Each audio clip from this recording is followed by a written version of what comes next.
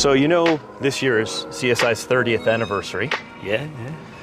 1992, we started. So I've talked with Wendy about the first 5 years, and then Kurt about the second 5 years. It's a fun little trip down memory lane, some nice reminiscing there. So now it's your turn. Yeah. About the next 5 years, so 11 through 15, or 2002 to 2006. You started in that period?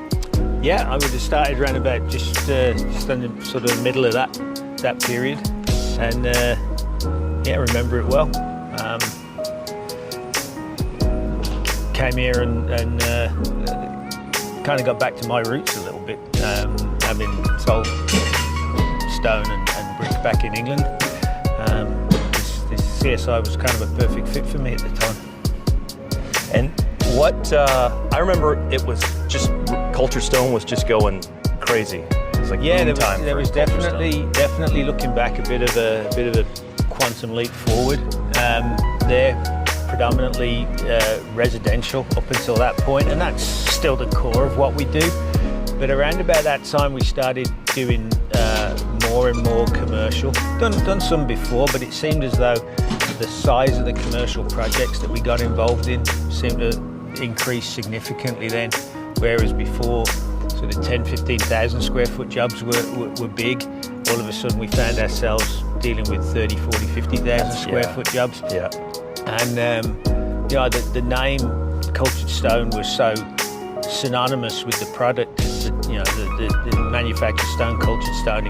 We always used to say it was a generic term. It become like Kleenex. So I think when it came to bigger projects where there was a lot of stone required, architects, builders, clients, they just didn't really want to risk anything that was not as well known at the time, and we certainly benefited from that. So this is the only facility I've ever known for Cultured Stone. You guys were in Port Kells beforehand, but when I joined, this is where I came. Yeah, that's right. It was in this 5-year window where we moved to Aldergrove, out of that dingy little Port Kells warehouse that we had. But I think that's where I met you for the first time, was over there. Yeah, that's right. There was a couple of visits. I worked for a different company that was nothing to do with the construction side of things at the time, and Canadian Stone was a customer of mine very briefly, and I think that's all we need to say about it. Yeah, we'll move on from there. That's right. I think that's best to leave it there. When you came on, weren't we really trying to expand out the sales force and get more of a presence on the sales side? Certainly the beginning of it. BC hadn't had an out-and-out rep prior to my joining, so I joined here. We had Guy Ismond was dealing with the prairies with Alberta, Saskatchewan and Manitoba, and then we had Kurt out east, obviously, who predates me. And then round about that time, we looked to take somebody on in Quebec to support Kurt, and obviously, you know, Quebec being so strong in the French language, needing somebody out there that could speak that and could relate to their slightly different culture. So yeah, that was all kicking off at that round at that time. And then we just after that just continued to build to not long right after now. I joined, probably a couple of years, a little bit outside of the segment we're talking about, but then that was when Kim joined us and we split BC for the first time, and then subsequently over time split the prairies up and moved on from there.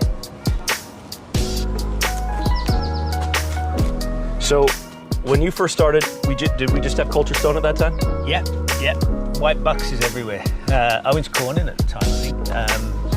So obviously the ownership of Culture Stone's moved through a few different phases since then, but yeah, we were synonymous with Cultured Stone, and that was all we inventoried, all we sold.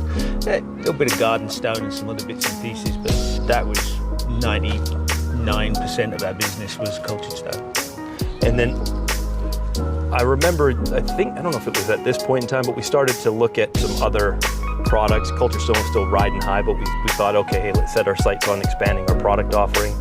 Do you remember doing that around now? It was around about that time. I mean, for the longest time, natural stone just really didn't really take manufactured stone seriously and felt it was like a fad, a passing phase, and it was going to go away. But around about that time, I think they realised, or had started to realise, that it was not going anywhere, and it was taking a significant part of their business. So you saw a lot more natural stone producers start to increase the efficiency in which they could produce thin veneer, and as a result it became a little bit more cost effective at that time, and it became more available. So yeah, we did see that happening, and it was around about that time, you're right, that we started to look at natural stone options for ourselves. And setting ourselves up for the next 5 years and beyond. And beyond. And who knows where it goes from there. What is your favorite project or your most memorable project from this time period, 2002, 2006? I'm not sure my memory works that well. There were a lot around then. The one that stands out probably is Clayton Crossing. It was one of those sort of larger commercial projects that we talked about earlier. Involved a stone that was blended, two stones actually. It was Brandywine Dress Fieldstone and Caramel Country Ledge. And it was interesting because it was supposed to be a blend of both of those stones, 80-20 blend on all the buildings. And it turned out that they put Caramel Country Ledge on just about everything. And then there were only two buildings that took the Brandywine Dress Fieldstone. So it was a blend, but just not together? It was not together, but it was specified as a blend together. So I'm not really quite sure how that all played out, but everybody was happy with it. It looked fantastic afterwards.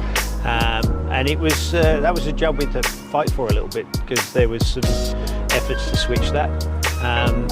But it was a really good example of how we as a company work from the specification side, pulling that project through and delivering it to our dealers for them to then move on. And there was a lot of involvement with the masonry contractor, with the GC and that. And it was a really satisfying get, and it still is a great looking job as well. That's a nice looking project. I think we still have like project shots of it up on the wall in our office there. And they got a really nice pub in there, don't they? They do. They have an Irish pub in there that we got to do a bit more work on afterwards as well, actually. So there's some rustic southern ledge on the interior of that pub. Got pictures of that too. Or at least I believe there is. I've never been in there, and not being a drinker, I wouldn't know. Yes, the teetotaler Nathan. Yeah, there you go.